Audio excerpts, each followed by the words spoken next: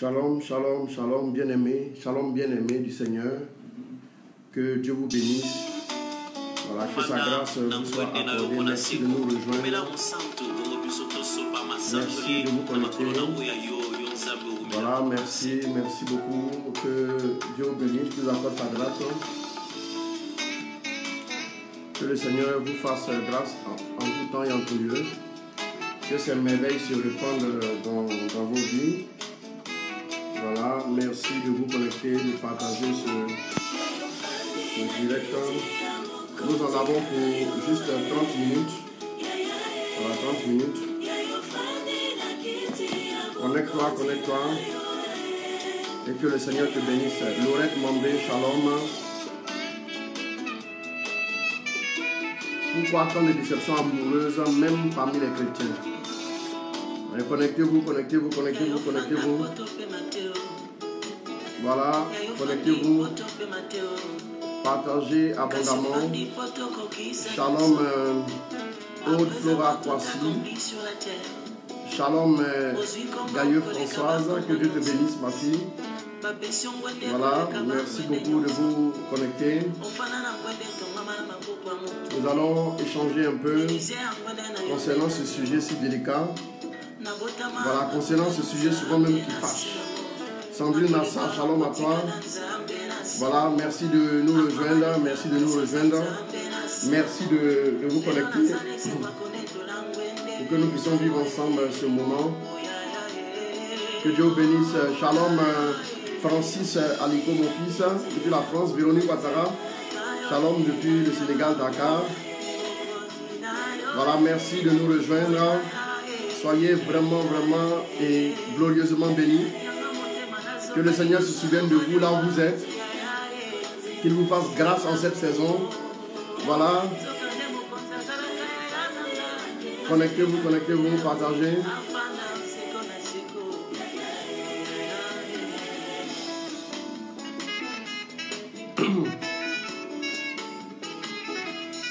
Shalom Paul Joachim Mangodonou, que Dieu te bénisse mon fils, depuis le Sénégal, que Dieu bénisse davantage les efforts. Shalom Max Elmic, que Dieu te bénisse mon fils, depuis le Sénégal aussi. Voilà, connectez-vous, partagez. Shalom Berger Christ, Aubin Atta, sois béni mon fils. Marc Mampouya, shalom à toi. Voilà, merci de nous rejoindre. Chris Guillaume, shalom.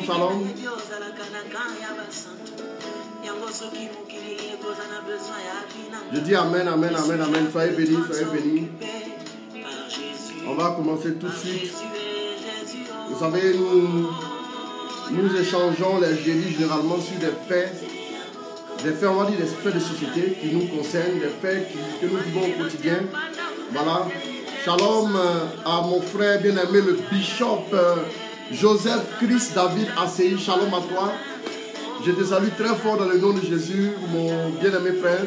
Sois béni, que le Seigneur bénisse abondamment ton ministère, qu'il bénisse voilà, ton travail remarquable que tu abats. Au nom de Jésus, shalom bien-aimé. Connectez-vous, voilà. Shalom à vous tous, merci de nous rejoindre. Partager un moment dans la présence de Dieu. Pour parler un peu de ces questions-là qui souvent sont très délicates. Nous nous rendons compte que nous sommes beaucoup chrétiens, nous sommes engagés. Ma fille Colombe Angela Ablé depuis la France, sois bénie. Nous sommes des chrétiens engagés, nous prions, nous jeûnons. Le temps de carême est le temps favorable. Mais pourquoi nous entendons souvent des choses qui sont difficiles même à accepter, même en milieu chrétien? Des déceptions amoureuses, des personnes qui hier se disaient je t'aime, mais au final se séparent et même n'arrivent même plus à s'adresser la parole. Pourquoi? Il y a beaucoup de réponses. Et à cet effet, je prépare un petit séminaire que je vais faire d'abord en interne au sein du ministère. 21 points pour lesquels tu as du mal à te marier. Voilà, 21 raisons pour lesquelles tu n'arrives pas à entrer dans la grâce du mariage. Donc, ces points-là, nous allons les voir. Je vais découper en 3 parties. il aura 7 points, 7 points, 7 points. Voilà. Je salue mon frère bien-aimé, le mystagogue de la mystagogie. Berger Élysée, winner, Pio, le winner. Que Dieu te bénisse. Shalom à toi. Et sois béni abondamment. Connectez-vous, connectez-vous, connectez-vous. Connectez-vous. Connectez-vous.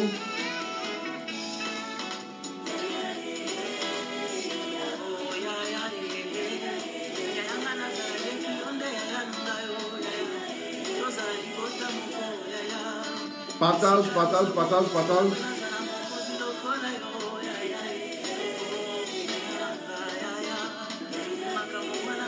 Merci pour ta grâce, merci pour ta grâce, adorable Saint-Esprit.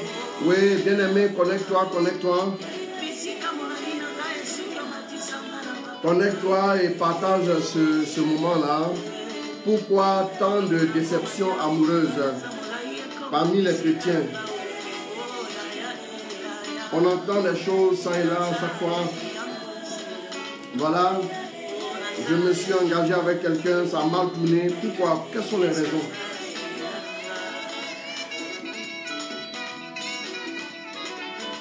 Connecte-toi, partage, partage. Dans 2 minutes, nous allons commencer à échanger. Shalom ma fille, Sandou Destinise.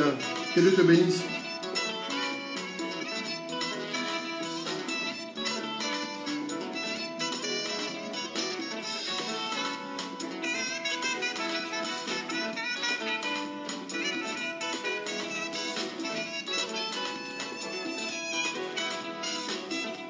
Connectez-vous, connectez-vous, connectez-vous, connectez-vous.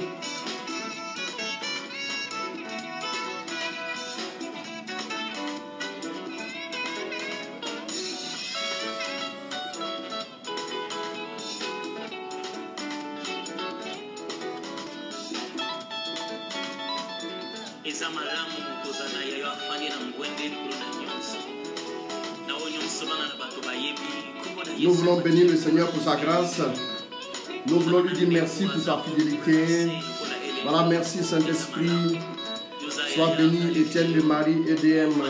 Shalom à toi. Alors, nous voulons rendre toute la gloire au Seigneur pour sa fidélité. Que son nom soit béni, que son nom soit glorifié. Voilà, bien-aimé, pourquoi est-ce qu'il y a tant de déceptions amoureuses, même parmi les chrétiens? Pourquoi il y a tant de déceptions amoureuses? Voilà, beaucoup de chrétiens qui ont reçu la parole de Dieu, qui marchent avec Jésus, voilà, se trouvent souvent désillusionnés par rapport à certaines situations. Je vais baisser un peu. Jean-Claude Kwasi, depuis les États-Unis, shalom à toi mon fils. Voilà, shalom aussi, Ekora Ekono.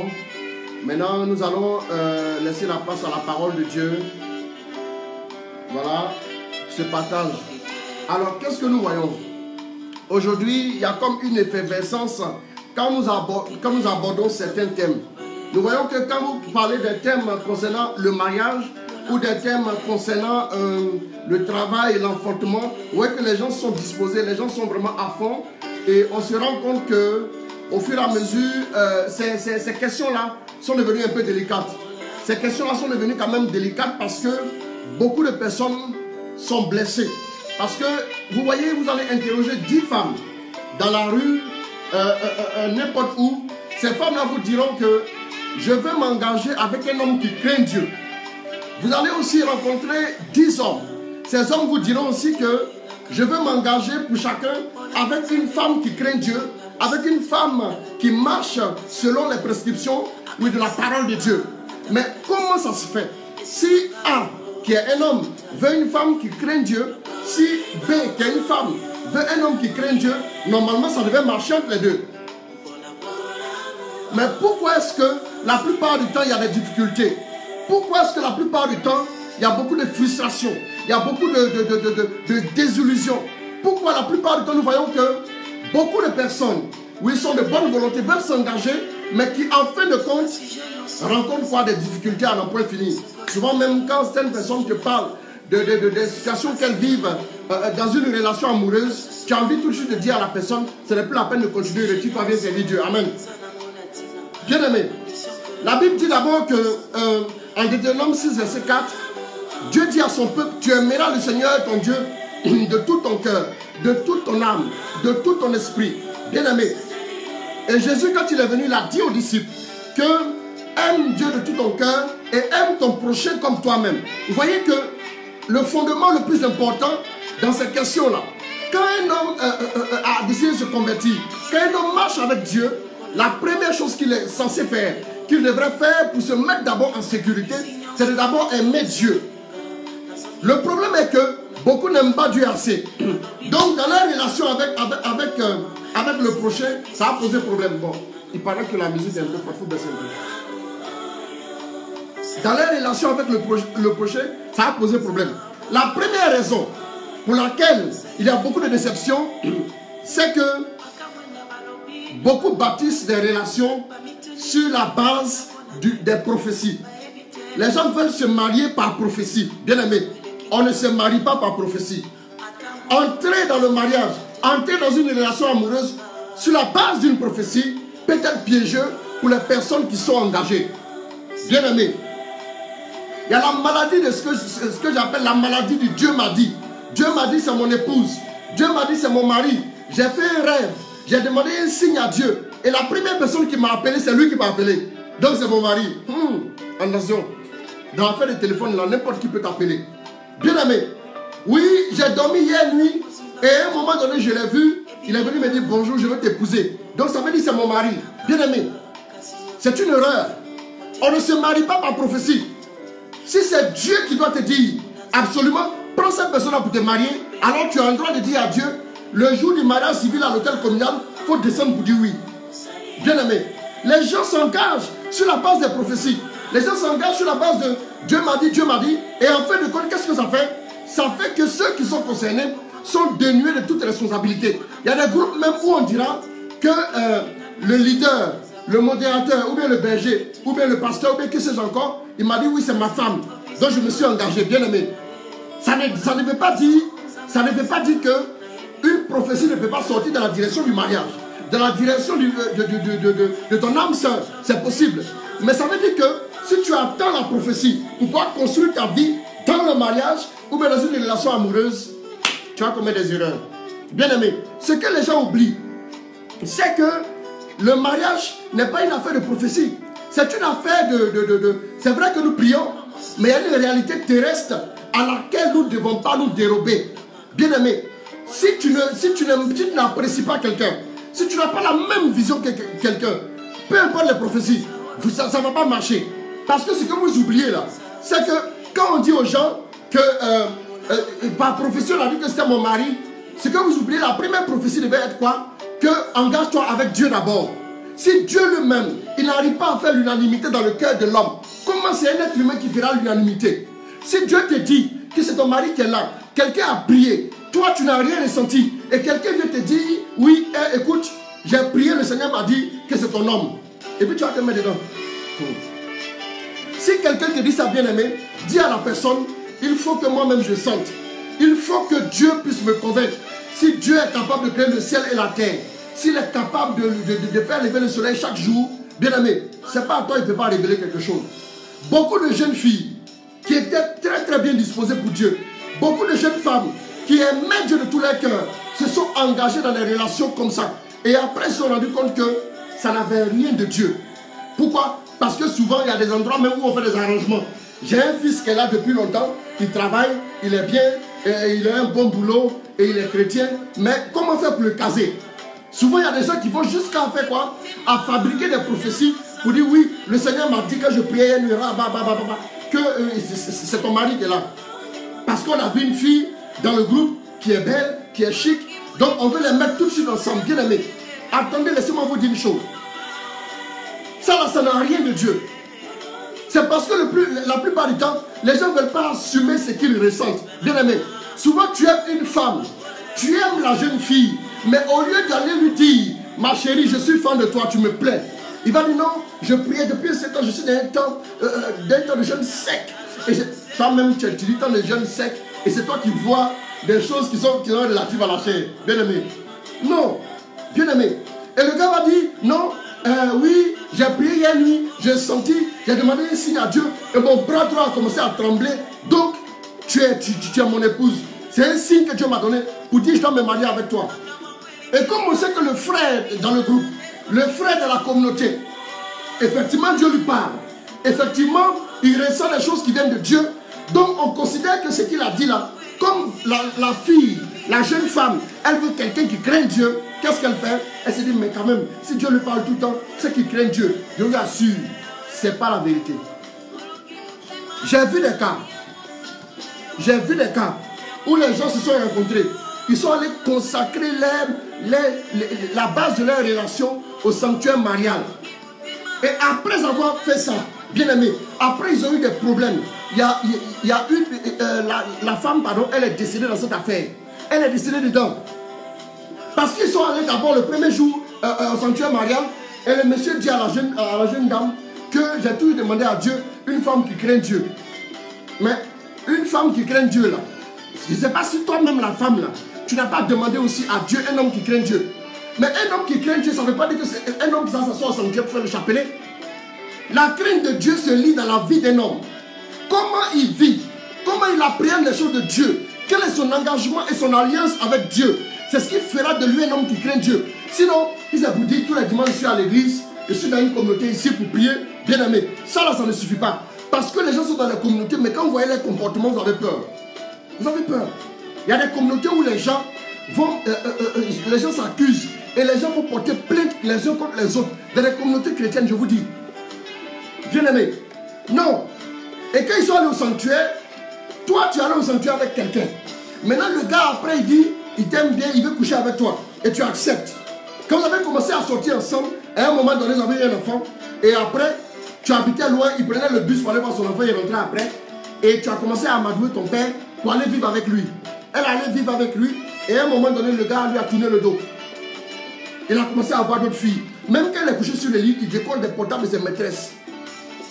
C'est concubinage. Et en fin de compte, elle a commencé à prier à un moment donné. Bien aimé, je vous ai parlé, c'est un détail, mais elle est morte. Elle est décédée.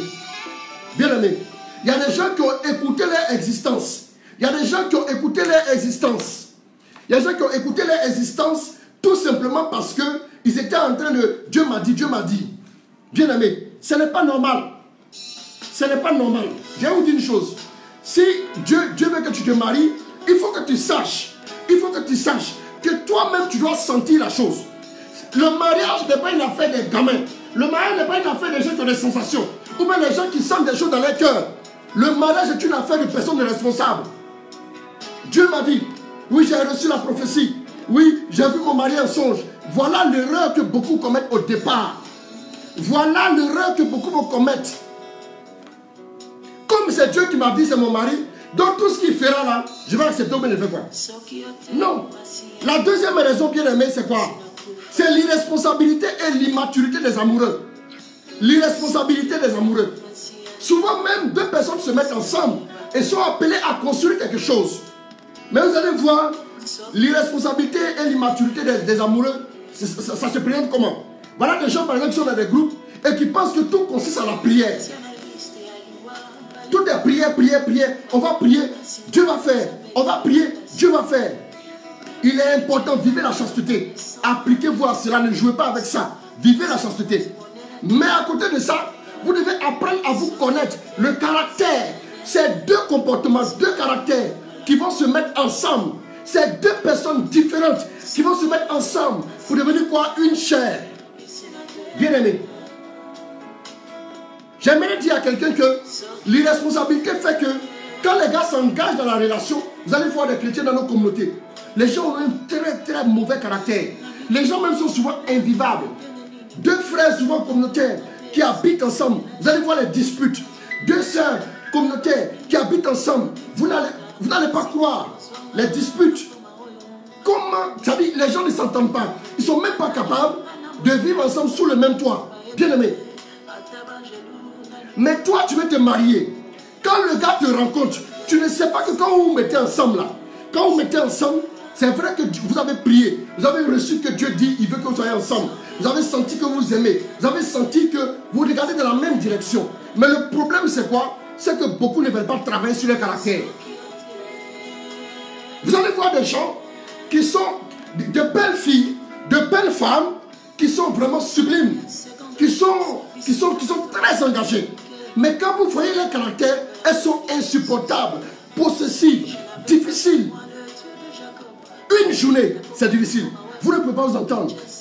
Vous allez voir des jeunes garçons qui sont orgueilleux dans les relations. Ils ne savent même pas se parler l'un à l'autre. Difficile à vivre. Combien de chrétiens sont mis ensemble et ont découvert que du point de vue caractériel, ça ne pouvait pas passer. Parce que les gens pensent que le mariage, c'est une affaire de je l'aime. Non. Les sentiments à un seul. Le seul fondement des sentiments, il est dangereux. Vous savez une chose, le seul domaine de notre vie qu'on appelle les sentiments ne peut pas suffire à bâtir et à construire un mariage. J'aimerais dire à un chrétien que le mariage implique aussi un caractère transformé. Voilà pourquoi la Bible dit, si deux personnes se mettent ensemble, se mettent d'accord. Quand la Bible parle de d'accord, c'est quoi? Ça dit qu'ils vont fusionner, ils vont devenir un. Et leur caractère va changer au point que chacun fera des sacrifices pour que la pâte puisse prendre. Bien aimé. Si deux personnes se mettent d'accord, demandent quelque chose, je le ferai. J'aimerais dire aux chrétiens que si toi tu vois une jeune fille, tu vois une femme, tu dois apprendre à connaître son caractère. Tu dois apprendre aussi toi-même à travailler de sorte à ce que toi-même, ton caractère là, devienne maintenant quelqu'un qui est prêt à s'engager avec une femme. Il y a trop de menteurs, il y a trop de manipulateurs, il y a trop de personnes qui ont certes des sentiments, mais qui sont difficiles à supporter. Soit deux personnes se mettent ensemble, mais il y a une qui est extrêmement jalouse, qui ne veut même pas laisser une parcelle, c'est-à-dire un petit moment à son chéri ou bien à sa chérie. Soit la jalousie maladive, soit, vous savez, je parlerai des 21 points pour lesquels tu ne te maries pas. Je parlerai d'un certain point, l'immaturité émotionnelle. L'immaturité émotionnelle est une réalité. Bien aimé, il y a des gens, par exemple, qui ne peuvent pas passer une demi-journée sans que l'être aimé ne puisse lui envoyer un SMS, sinon ils deviennent malades. Ils sont possessifs. Ils veulent à tout moment accaparer l'attention de l'être aimé. C'est le caractère, c'est l'immaturité émotionnelle. C'est comme un bébé. Le bébé n'était pas encore mature du point de vue émotionnel. C'est qu'il va sentir que dès que sa maman s'éloigne de lui, le bébé commence à pleurer. Bien aimé, le caractère doit être transformé. Beaucoup de chrétiens sont difficiles à vivre. Beaucoup de chrétiens doivent se remettre en cause. Tu veux épouser une femme, mais sache que c'est l'enfant aussi des gens. Tu ne vas pas venir tout de suite comme un grand seigneur pour dire je suis le chef. Donc du coup, tu t'abaisses tout de suite. Non, on apprend à se connaître. On apprend aussi, quand un homme veut qu'une femme se comporte comme ça, lui-même il apprend aussi à le faire. Le chef de famille, c'est celui qui se met d'abord au service des autres. Je le dis et je l'assume. Il se met d'abord au service des autres. Les gens veulent des droits, oubliant qu'ils ont des devoirs. Vous savez, les droits et les devoirs s'équilibrent. Si tu veux réclamer les droits, commence d'abord par faire tes devoirs. Tes devoirs. Bien aimé, change ton caractère. Il y a des chrétiens qui sont très compliqués. Je veux un mari comme ci, je veux un mari comme ça. Oui, mon mari là, il est comme ça. Il faut qu'il soit comme ça. Il faut qu'il soit ceci. Mon chéri là, il est comme ça. Je ne peux pas me marier avec lui, bien aimé. Tu oublies que le caractère qu'il a là, le mariage sont des ingrédients que Dieu vous donne. Quand Dieu vous donne des ingrédients, c'est à vous maintenant de faire la sauce. Mais quand on est en train de découper oignon dans la cuisine, qu'est-ce qu'on ressent? Souvent, les lames coulent. Quand on est en train de découper le piment, quand on est en train de mettre la viande dans de l'huile, qu'est-ce qu'on ressent? Souvent des brûlures. C'est tout ça là qui va constituer la relation que vous allez bâtir. Il y a des brûlures, il y a des éclaboussures, il y a des crocs en chambre, il y a des complications souvent. Mais vous devez apprendre à vous mettre vraiment ensemble, à désirer construire quelque chose. Il y a des gens, tellement ils sont irresponsables, quand ils se mettent avec quelqu'un d'autre, dès que la première crise arrive, moi je vais me retirer. Bien aimé, non. Il aura des difficultés. Ce qui fait qu'il y a des échecs, c'est qu'on a beaucoup plus de chrétiens qui sont irresponsables, qui ne se rendent pas compte qu'ils doivent prendre aussi les responsabilités de travailler à aider l'autre à changer son caractère. Mais la plupart du temps, ils jugent l'autre. C'est comme ça, moi je n'aime pas ça, moi je n'aime pas ci, bien aimé. Je disais aux chrétiens il n'y a pas longtemps que si tu es dans la logique de moi j'aime pas ça là, sache que Dieu va beaucoup te blesser. Parce que Dieu va taper exactement là où tu dis tu n'aimes pas. Ton langage là, ton langage doit changer. Ce n'est pas ton intérêt qui doit chercher. On ne se marie pas pour être madame tant.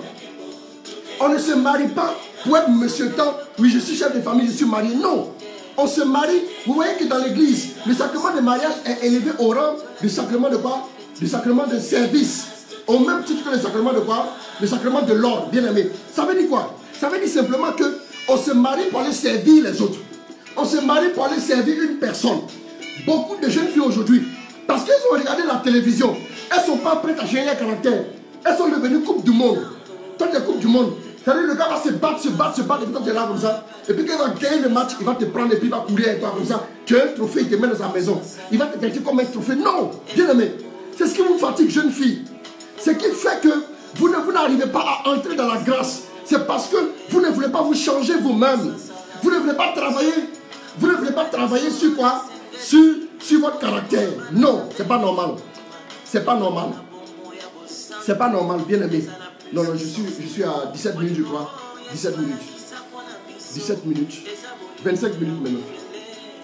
Je suis à 25 minutes. Donc il me reste 5 minutes. Ça va vite, hein? Ça va vite. Ah, d'accord. Elles ne veulent pas se changer. Toi, tu veux te marier. Tu ne sais pas faire la cuisine. Travaille à pouvoir le faire. Tu n'es pas capable de t'occuper d'un homme. Parce qu'il y a la machine à laver. Parce qu'il y a beaucoup de servantes aujourd'hui. Donc c'est fini. Tes ongles sont propres. C'est-à-dire de haut en bas. Mèche, fossiles, ainsi de suite. Les ongles, tout, on va mettre. Tu deviens comme une... C'est la quincaillerie que tu mets sur toi. Là. Bien aimé. Qui va te marier avec une telle quincaillerie? Bien aimé. Change ton caractère. Accepte de devenir une femme soumise. Toi aussi, accepte de devenir un homme qui est capable d'aimer sa femme. Tu marches avec quelqu'un. Si elle a un caractère, ne la dénigre pas. Essaie de travailler avec elle pour qu'elle change. Mais quand vous engagez, la plupart du temps, il y en a qui se voient trop beaux. Quand la prophétie est sortie, ou bien moi je marche avec l'homme de Dieu, je suis la bonne fille du modérateur, ou bien le bon fils du berger. Donc moi, écoutez, moi, soit tu marches chez moi, ou bien tu dégages, hein. Bien aimé. Non. Non. Il faut que tu saches une chose.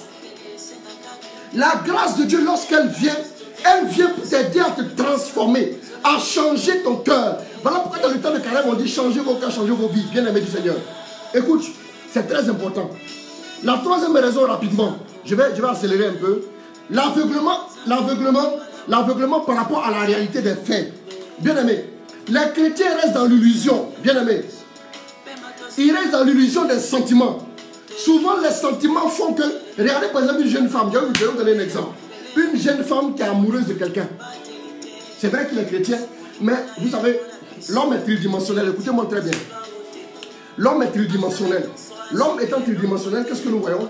On voit que généralement, l'homme est esprit, âme et corps. Ok? Donc quand Dieu nous voit, il ne nous voit pas d'abord corps, âme, esprit, mais il nous voit d'abord esprit, âme, corps. Dans l'âme, il y a ce qu'on appelle les facultés de l'âme. Il y a les sentiments. Il y a les sentiments, il y a la volonté, il y a l'intelligence, il y a la raison, il y a la mémoire de l'âme, il y a tout ça. Il y a les pensées aussi de l'âme. Donc, par exemple, ce que vous devez savoir, quand par exemple, tu es en train de marcher avec quelqu'un, apprends d'abord à faire un discernement avant de jeter ton dévolu sentimental sur lui. Apprends à faire le discernement. Et le discernement se fait en esprit et non dans la chair et dans l'âme.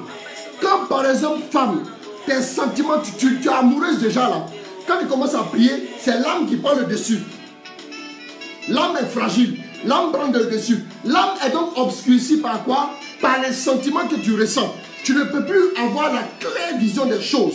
Et même quand son caractère est mauvais, tu ne peux pas le voir. On est dans l'illusion des sentiments. Je suis très amoureuse de lui. Vraiment, tu me manques. On s'envoie des SMS bien aimés. C'est vrai, on doit s'aimer. Mais on doit aussi avoir la lucidité du discernement.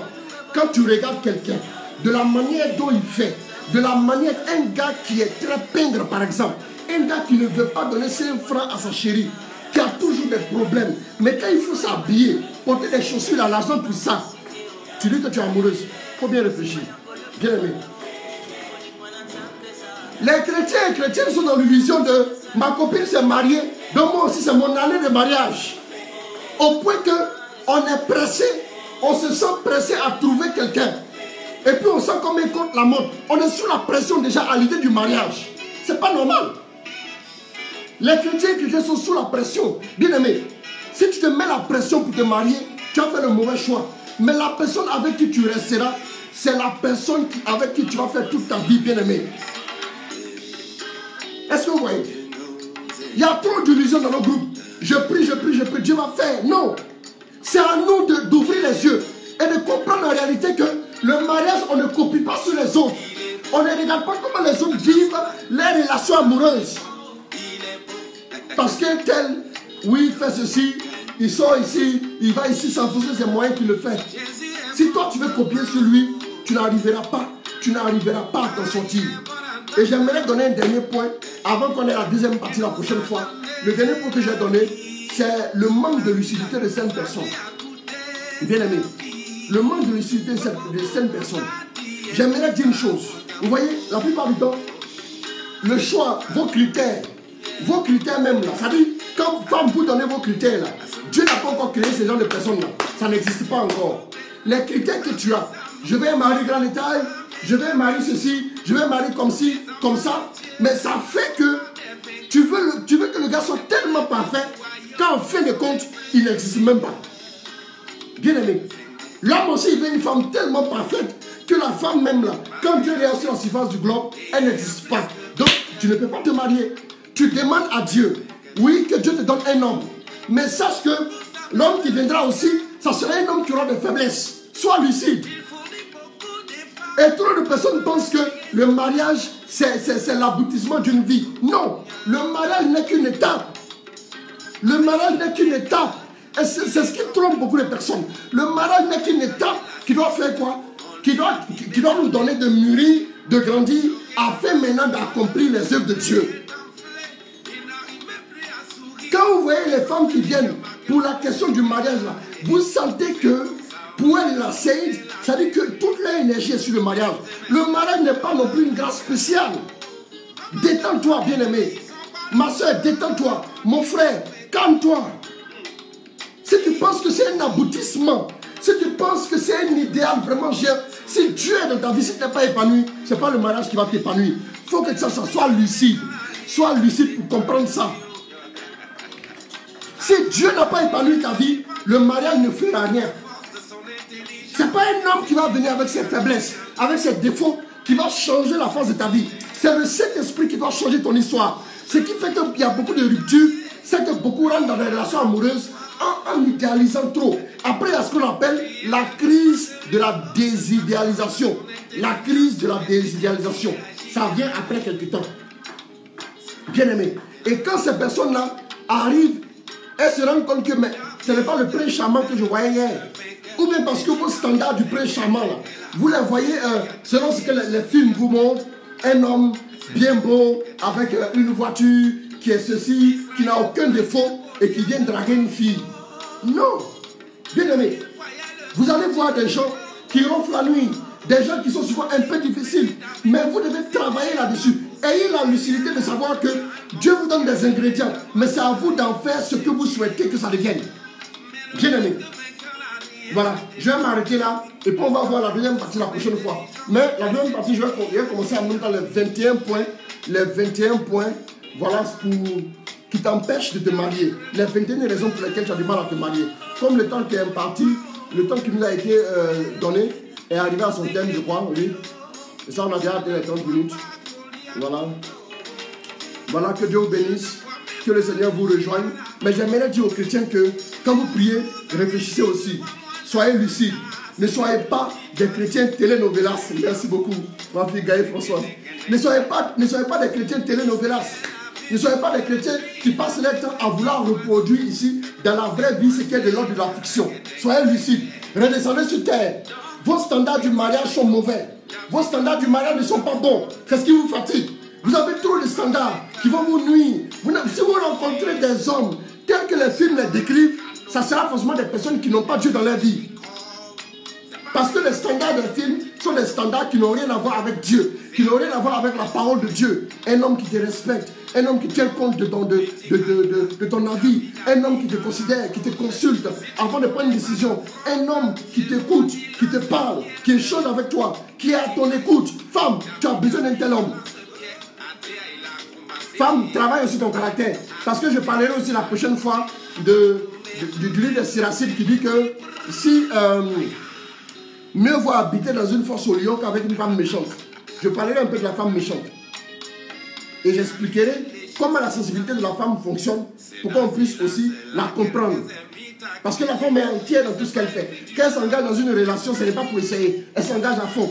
Donc quand elle commence à vivre des souffrances, quand elle commence à vivre des frustrations, ça dit son dévouement là peut se transformer et aller contre l'être aimé.